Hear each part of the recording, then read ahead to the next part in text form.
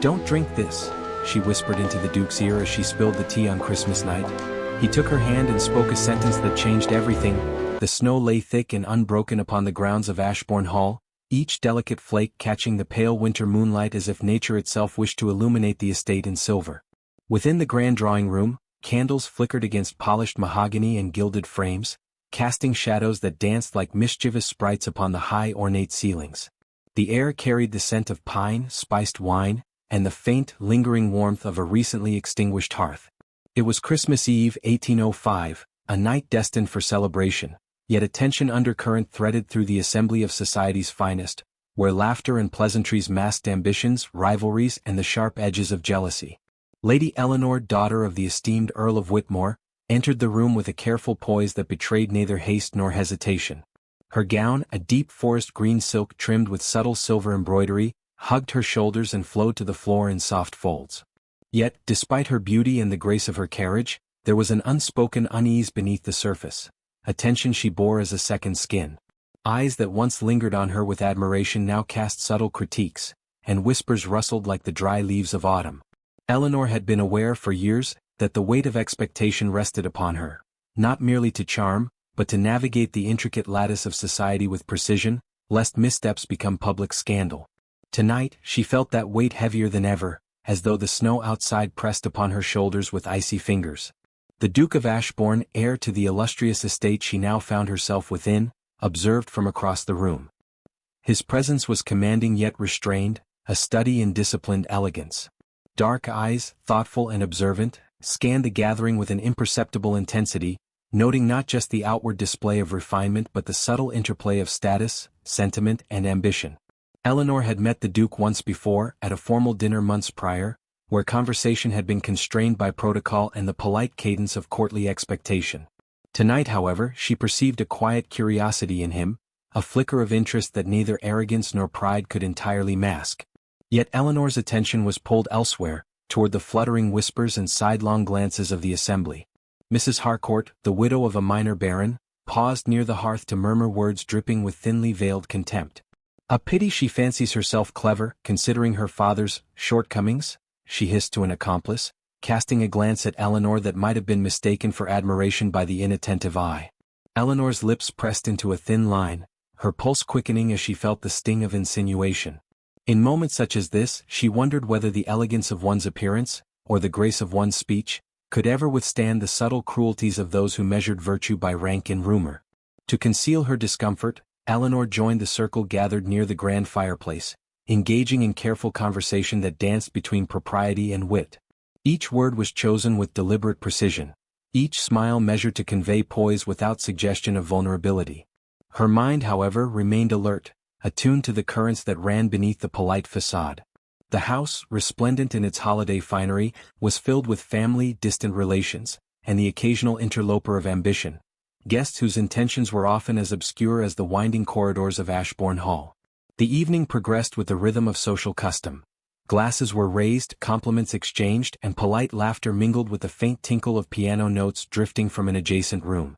Yet even amid the gaiety, Eleanor's attention drifted to subtler matters. A tray of tea had been brought in, its porcelain cups arranged with meticulous care by the silent servants, who moved with the quiet precision demanded by such households. The tea, a simple comfort for some, became for Eleanor an object of suspicion, not born of paranoia, but from the sharpened instinct cultivated by years of observing the ways in which ambition could twist even the most innocuous of gestures. She noticed a slight tremor in the hand of the servant delivering the cup to the Duke, a hesitation almost imperceptible yet enough to prick the edge of her intuition. Eleanor's pulse quickened not from fear, but from the acute awareness of her own responsibility. In a room alive with scrutiny, a single misjudgment could ruin reputations or worse, imperil lives. She shifted ever so slightly, positioning herself where she might intervene without drawing attention, her eyes fixed upon the Duke, whose expression remained calm, almost indifferent, yet unconsciously betraying a subtle tension. Something was amiss, and Eleanor's mind, sharp and unsparing, recognized the need for vigilance. The night, so bright with festive promise, concealed a threat that none but she seemed to perceive. The Duke, meanwhile, moved with the measured grace of a man long accustomed to command, yet his gaze frequently returned to Eleanor, not with the cold curiosity of a spectator, but with the tentative recognition of one intrigued by a mind as keen as it was fearless. He noted the slight stiffening of her posture, the deliberate attention with which she observed those around her. There was a courage in her subtlety, a quiet strength that demanded attention without assertion. He found himself, against his usual composure, drawn into an unspoken dialogue, wherein the eyes and gestures conveyed truths words might have obfuscated. As the evening drew on, Eleanor's internal vigilance intensified. She observed the smallest of details, the way a glass trembled in an overzealous hand, the scarcely audible whisper behind a fan, the glimmer of something metallic near the tea service. Each observation, seemingly trivial, accumulated in her mind with the weight of portent. The social dance around her, the carefully choreographed pleasantries, the smiles and bows, acted as a fragile veneer masking the more dangerous currents of envy and ambition that threatened to erupt without warning. In the midst of her observations, Eleanor's composure was suddenly tested. During the customary toast, her own name was subtly besmirched by a remark delivered with a sugar-coated sting. A cousin, proud of his cleverness, let slip a comment about women who overreach and fancy themselves wiser than their station. Laughter rippled around the room, polite and constrained, yet Eleanor felt the familiar heat of humiliation rise. She curtsied with the grace demanded by custom, her chin high despite the ache in her chest. The world of Ashbourne Hall, for all its grandeur, had a merciless eye for perceived impropriety, and Eleanor knew that her actions tonight might be scrutinized long after the candles burned down. Yet within that humiliation, a spark of determination flickered. Eleanor's sharp mind refused to be cowed entirely by the subtle cruelties of society. She recognized the evening for what it truly was, a stage upon which courage and discernment might be tested, and where even a single well-timed act could alter the course of lives. And as her gaze fell once more upon the Duke of Ashbourne, whose dark eyes lingered with a quiet intensity, she understood that the coming hours would demand both courage and prudence, for within the glittering halls of Ashbourne Hall, beneath the polished veneer of celebration, a far graver danger than mere gossip lay waiting. As the clock chimed the hour, signaling the approach of midnight, Eleanor's heart quickened with both apprehension and anticipation. The snow outside muffled the world beyond the estate, and within the drawing-room, candles cast long shadows that seemed to stretch toward secrets yet unrevealed. The stage was set, the actors poised, and Eleanor, humiliated yet resolute, stood ready to navigate the peril that had already begun to stir among the polished tables and hushed whispers. And so, with her chin lifted and her mind alert, she prepared for the night to unfold, unaware that the moment when courage must meet fate was nearer than she could imagine. The dining room of Ashbourne Hall gleamed with the warm radiance of candlelight, each flame reflected in the polished silver of the cutlery, in the delicate crystal of wine glasses, and in the watchful eyes of the assembled guests.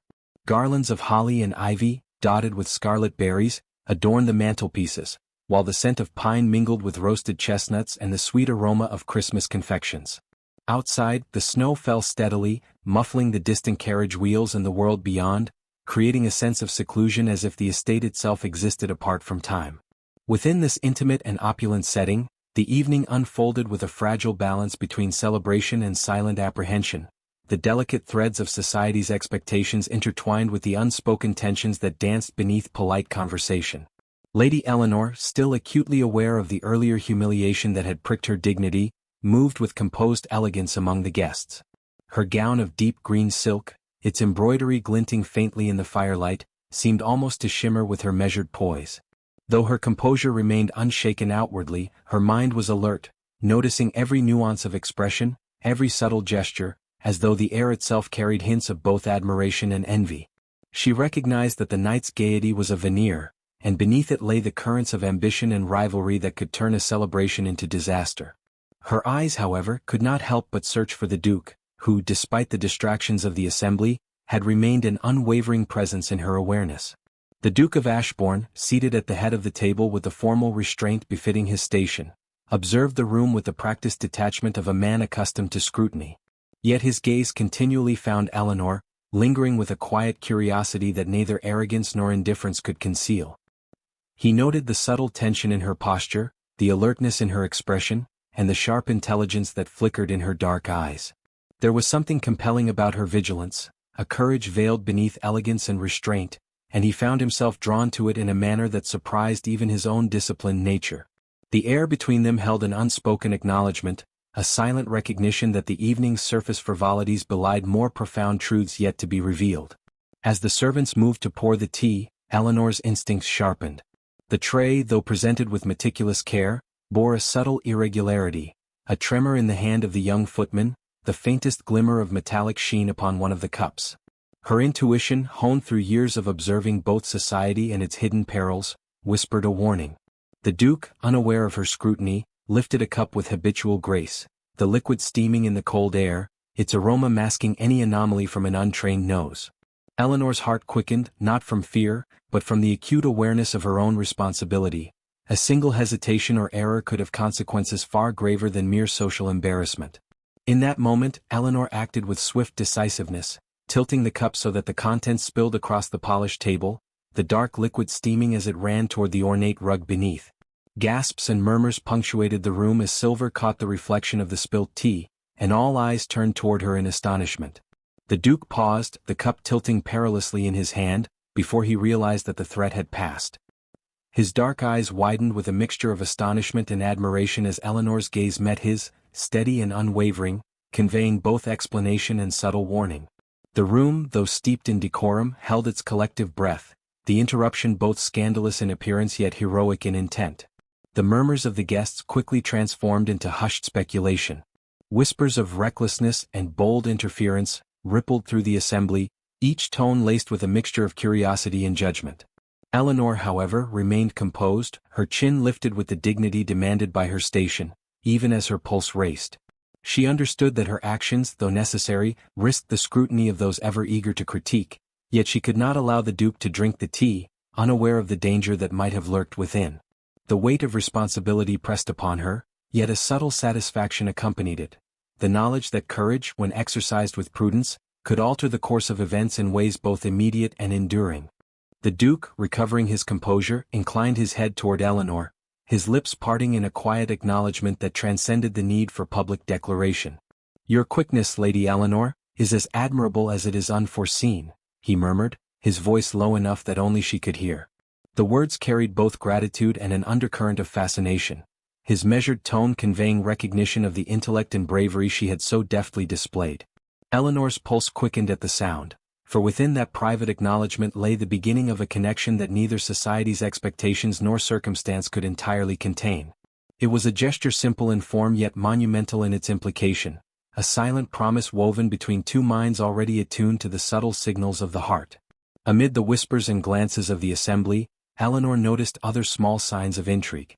A silk handkerchief, left upon a nearby chair with no visible sender, bore the faint scent of lavender and the careful precision of a gentleman's hand. A folded note, tucked beneath the edge of a dessert plate, contained words of discreet admiration and thanks, written in a script that suggested both thoughtfulness and careful observation. These tokens, small in physical presence yet heavy with meaning, hinted at the complexities of loyalty, affection, and interest that threaded through the evening's fabric. Eleanor's mind catalogued them carefully, aware that such gestures, though seemingly inconsequential, could shift the balance of favor and attention in ways both subtle and profound. Yet even as she navigated the delicate currents of attention and admiration, Eleanor remained acutely aware of the lurking threat that had necessitated her intervention. The spilt tea, though now a harmless stain, symbolized a danger that had been narrowly averted, a reminder that the machinations of ambition and envy often hid beneath the most festive of veneers. She resolved to maintain vigilance, knowing that the evening's events could mark only the beginning of trials requiring both discernment and courage. Her eyes found the Duke once more, and she noted the faintest trace of approval in his gaze, tempered by curiosity and the unspoken question of her judgment.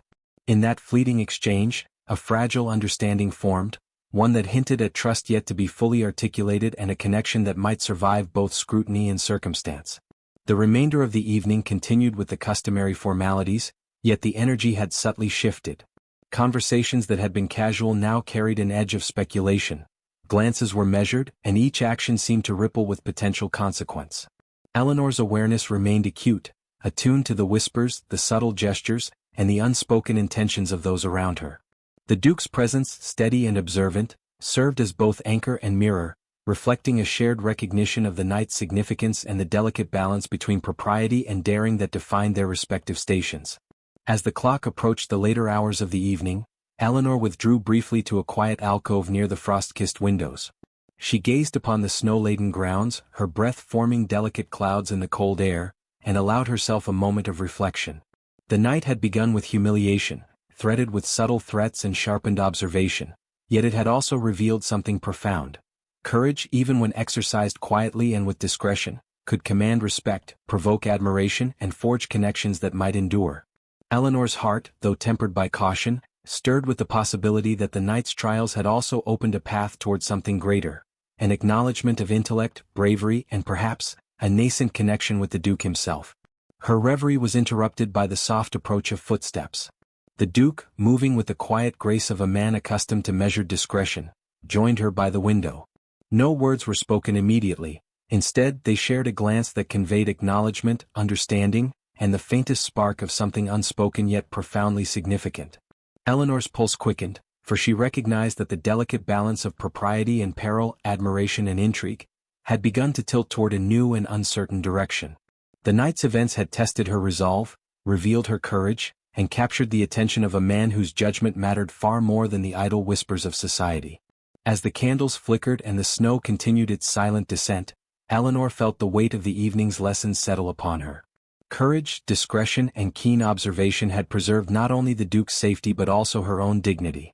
And yet, amid the subtle currents of scandal and admiration, she sensed that this night was but the prelude to a story yet unfolding, one in which trust, affection, and perhaps even love might navigate the treacherous waters of society's scrutiny. With measured breath, she straightened her posture, lifted her chin, and prepared herself for the hours ahead, aware that every gesture, every word, and every glance would carry the potential to shape the course of lives in ways both immediate and profound. The evening, resplendent with light and shadow, had reached its turning point. Eleanor's courage had averted disaster, her wit and composure had preserved her reputation, and the Duke's quiet acknowledgement had planted a seed of connection that neither time nor circumstance could entirely suppress. The stage was set for revelations yet to come, for tokens of affection and hints of scandal to unfold, and for the fragile, exhilarating tension between two minds attuned to courage, prudence, and the subtle, irresistible pull of the heart. The storm outside had gathered in strength, whipping the snow against the tall windows of Ashbourne Hall with a sharp, insistent rhythm, as if the world itself sought to intrude upon the fragile sanctuary within. The drawing-room, secluded from the lingering hum of the festive gathering, glowed with a golden warmth, the firelight dancing across the rich tapestries, polished wood and velvet draperies. Shadows stretched and contracted, echoing the unspoken tension that hung in the air, thick with anticipation and the subtle tremor of emotions long suppressed. Lady Eleanor, having excused herself from the prying eyes and murmuring guests, stood near the mantel, her hands folded delicately before her, fingers brushing the faint embroidery of her gown. Her pulse, though steadied by disciplined poise, betrayed a quiet unrest, for the night's events had unsettled more than society's fragile impressions. They had unsettled her heart. The Duke of Ashbourne entered the room with a measured silence, each step deliberate, as though he were aware that words unguarded or gestures ill-timed could shatter the tenuous calm. His presence, commanding without arrogance, drew Eleanor's gaze. He paused several feet away, the firelight catching in his dark eyes, revealing an intensity tempered by both curiosity and admiration. Eleanor noted the slight furrow of his brow, the subtle tension in his jaw, signs of a man accustomed to restraint yet momentarily caught in a current beyond his control. Though his voice had been polite and formal during the dinner, now it carried the soft cadence of intimacy, meant for her ears alone. "Lady Eleanor," he began, his tone measured yet imbued with an unspoken weight, "your actions tonight, though unseen by most, have preserved more than decorum. You have preserved life itself." The words, though restrained, struck with precision, illuminating the courage she had exercised in the brief, decisive moment of spilling the tea. Eleanor inclined her head, cheeks tinged with warmth, yet her eyes met his with a clarity that conveyed understanding beyond mere gratitude. She felt the acknowledgement not as flattery but as recognition, a rare and potent validation of both intellect and instinct. Her voice, steady despite the fluttering of her heart, responded with the composure demanded by her station. "It was not courage so much as necessity, Your Grace. The slightest hesitation might have invited catastrophe, and I could not allow that." There was a firmness in her tone, a refusal to cloak her actions in false modesty, and the Duke observed this with a subtle awe. His gaze softened, tracing the line of her profile, noting the delicate set of her jaw, the quiet dignity with which she held herself, and the brilliance that lay behind eyes accustomed to scrutiny and constraint. In that moment, the weight of social expectation, the myriad judgments of whispered critics and envious spectators, seemed to fall away, leaving only two minds and hearts attuned to one another. He stepped closer, closing the space between them without intrusion, a careful acknowledgement of boundaries both formal and emotional. "I confess," he said, the words deliberate, "that I am more moved by your presence than I could have anticipated. The world watches, yet I find myself compelled to speak in a manner for your ears alone. The elegance of your demeanor belies a mind uncommonly sharp, a courage uncommonly rare. I am in your debt, Lady Eleanor, in ways I cannot fully articulate." There was no excess in his declaration, no embellishment of sentiment. It was precise, deliberate, and laden with the gravity of genuine admiration. Eleanor, feeling the warmth of the fire mirrored in her own pulse, allowed herself a small, controlled smile, the faintest acknowledgement that his words had pierced the armor of propriety she maintained. The room seemed to contract around them, the shadows and flickering light accentuating a silence that spoke more than words could convey. Eleanor, sensing the gravity of the moment, chose her next words with care. "Your Grace, the world is often too quick to judge, too eager to see missteps where there are none. Tonight I acted not for praise or favor, but because prudence demanded it. I fear the whispers of society may misconstrue even necessity as folly." Her tone carried both humility and quiet strength, a duality that the Duke recognized as the hallmark of character rare among women of their circle. His expression softened, and he inclined his head slightly, acknowledging the truth in her observation. He reached for a nearby chair, gesturing with subtle elegance, and took a seat opposite her, bridging the divide between formality and intimacy. "Indeed," he said, "and yet the measure of a person is revealed not in the opinions of the many, but in the judgment of those who perceive the truth. I perceive it, Lady Eleanor. I perceive both your courage and your discernment. In this moment, the frivolities and intrigues of society are but distant echoes. You have my admiration, my respect, and, if I dare speak it, something deeper still." The faint tremor in his voice betrayed the gravity of his sincerity, and Eleanor felt an unexpected stirring within her chest, a quiet, insistent flutter of hope and possibility. For a long moment, they simply regarded one another, the firelight dancing upon their features, casting a delicate glow upon expressions that were alternately measured, thoughtful, and unguardedly sincere. Eleanor's mind, ever precise, catalogued the subtle shifts in tone, the careful cadence of each word, the almost imperceptible gestures that conveyed a depth of feeling society often demanded be concealed. She recognized that within this private space, unobserved by the curious eyes of the assembly, a rare truth could be shared, the acknowledgement of intellect, bravery, and mutual respect. Finally, Eleanor spoke, her voice soft yet unwavering. "Your words honor me, Your Grace, yet they also trouble me. For while trust may be extended in such moments, the world outside these walls may not be so generous. I must know that your admiration is not the fleeting fancy of a man moved by circumstance, but the considered regard of one who sees beyond the fleeting spectacle." Her eyes held his, demanding honesty without the need for embellishment. The Duke's response was measured, deliberate, and unwavering. "It is no fleeting fancy, Lady Eleanor. I have observed you long enough to know that courage, discernment, and dignity are seldom found in such harmonious balance. What I feel tonight is not shaped solely by circumstance, but by recognition of a spirit I have long admired from afar. You have commanded my attention, and in doing so, awakened a regard that I cannot dismiss, even amidst the constraints of our world." His words, formal yet deeply personal, resonated with the sincerity of a heart unshielded by artifice, and Eleanor felt the stirrings of a connection both rare and profound. In the quiet that followed, Eleanor allowed herself a fleeting moment of vulnerability, a subtle release of the tension she had borne throughout the evening.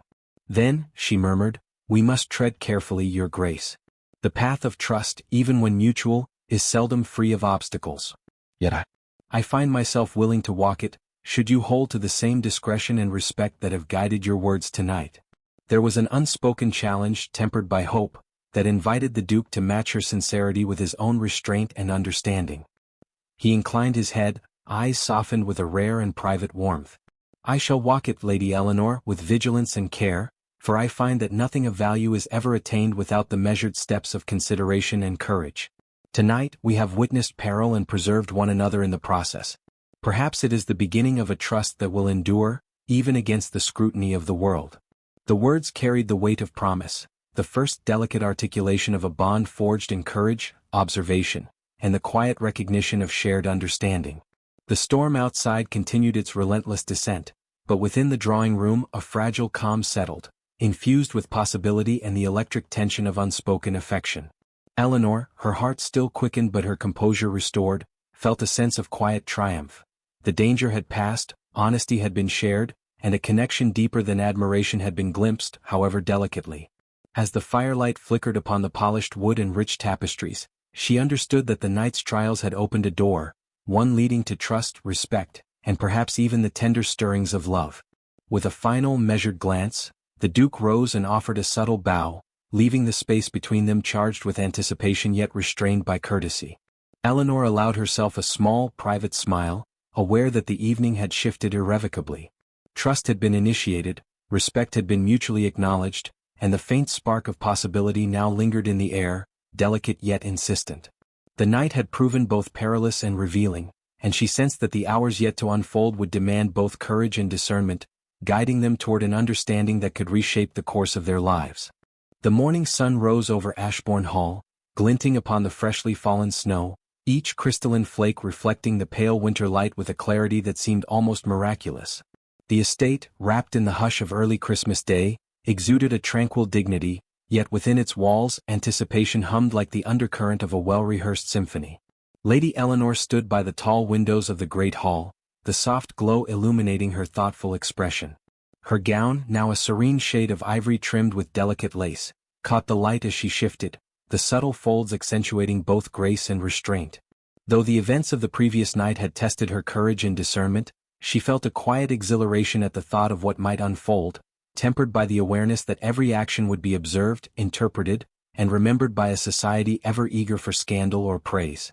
The Duke of Ashbourne entered the room with the quiet precision of a man accustomed to command yet guided now by a different impulse, one born not of duty alone, but of admiration and a profound recognition of the woman before him. His dark eyes, sharp and unyielding in the daylight, softened as they settled upon Eleanor, tracing the familiar lines of her profile, the poise she had maintained through scrutiny and peril, and the intelligence that glimmered beneath her measured composure. Each step he took toward her seemed deliberate, a choreography of intent and restraint, as though the very air between them required careful negotiation. The firelight, though muted by the morning sun, played upon his features, accentuating both strength and an understated vulnerability rarely visible to the world. Eleanor's pulse quickened as he approached, not from fear, but from the weight of understanding that this moment, so delicate and so charged, might alter the course of their lives. The house, though still and silent in its early-hour repose, seemed alive with the echoes of the previous night. The narrowly averted danger, the courage exercised in secret, and the unspoken acknowledgement of mutual respect and admiration. The Duke paused before her, bowing with the decorum expected of his station, yet his eyes conveyed something far more intimate, a recognition of her discernment, her bravery, and the rare spark of connection that had ignited in moments both perilous and private. "Lady Eleanor," he began, his voice steady yet tinged with the quiet warmth of personal regard, "the events of last night revealed more than danger. They revealed the fortitude and acumen of a woman I have long respected from afar. Yet tonight, I wish to make explicit what my admiration has quietly come to demand. Your courage, your intelligence, and your spirit compel me to speak not as a man of duty, but as one moved by sincere regard." The words were deliberate, precise, imbued with both formal dignity and an undercurrent of emotion that Eleanor felt resonate in her chest. She inclined her head slightly, her dark eyes steady, reflecting the combination of surprise and anticipation that stirred within her. "I am grateful for your acknowledgement, Your Grace," Eleanor replied, her voice controlled yet carrying the subtle tremor of emotion beneath its measured tone. "Your words honor me, yet they also impress upon me the necessity of prudence. Society is ever eager to misconstrue action and intent, and we must tread carefully, lest admiration be mistaken for impropriety." Her gaze held his, inviting honesty while asserting the restraint that had defined her life. The Duke's expression softened, his respect for her discernment evident in the subtle lift of his brow and the faintest of nods. He extended his hand, a gesture at once formal and intimate, bridging the gap between social expectation and private sentiment. "I am aware of the scrutiny that surrounds us, Lady Eleanor, yet I find that what I feel, admiration, respect, and more, cannot be contained by decorum alone. I am compelled to act not merely in consideration of propriety, but in acknowledgement of truth. It is truth I see in you, and it is truth I wish to honor." Eleanor, understanding the depth and deliberate weight of his words, placed her hand within his, feeling the warmth and steadiness that contrasted with the uncertainty of their world. The guests, now gathering for the morning meal, were oblivious to the delicate exchange, their footsteps and murmurs distant, muffled by the walls and corridors that separated public observation from private confession. In that quiet, Eleanor allowed herself to consider the enormity of the moment. The Duke's words were not mere courtesy, they were the articulation of a bond forged through peril, observation, and the cautious revelation of admiration. She felt a stirring of hope, tempered by prudence, for the recognition of one's courage and intellect was a rarity in the world they inhabited, a recognition that might now blossom into something more enduring. The Duke knelt, a gesture both respectful and profoundly intimate within the conventions of their society. "Lady Eleanor, I ask not for a response shaped by custom alone, but by your own discernment and inclination. Will you allow me the honor of walking beside you, not merely through this evening or this hall, but in the course of life itself? Will you share with me both your counsel and your confidence, your intellect and your spirit as I offer mine in return?" The words were measured, deliberate, each syllable carrying the weight of sincerity and expectation. Eleanor, her chest rising with a quiet intake of breath, recognized the gravity of the declaration. It was not a fleeting sentiment, but the careful articulation of intent, respect, and desire bound by propriety and understanding. "I will," she replied softly, her voice steady, yet her heart quickened with the thrill of promise. "Not for society's gaze nor for admiration alone, but because I recognize in you a man whose judgment is tempered by consideration, whose regard is guided by truth, and whose presence inspires both courage and reflection. I shall walk beside you, your grace, with both discretion and devotion." The simplicity of her response belied the depth of commitment and the courage it had required, and the Duke's eyes, dark and luminous, held a mixture of relief, admiration, and something far more tender, a quiet joy born of mutual recognition. He rose then, bowing in a gesture of reverence, and allowed his hand to linger briefly upon hers, a tactile affirmation of the promise exchanged. Around them, the room seemed to shimmer with the quiet brilliance of their connection, the ordinary glow of candles and morning sun transformed by the extraordinary gravity of the moment. Eleanor felt a profound sense of equilibrium settle within her. Courage had been exercised, respect had been acknowledged, and trust had been initiated, all within the delicate confines of propriety.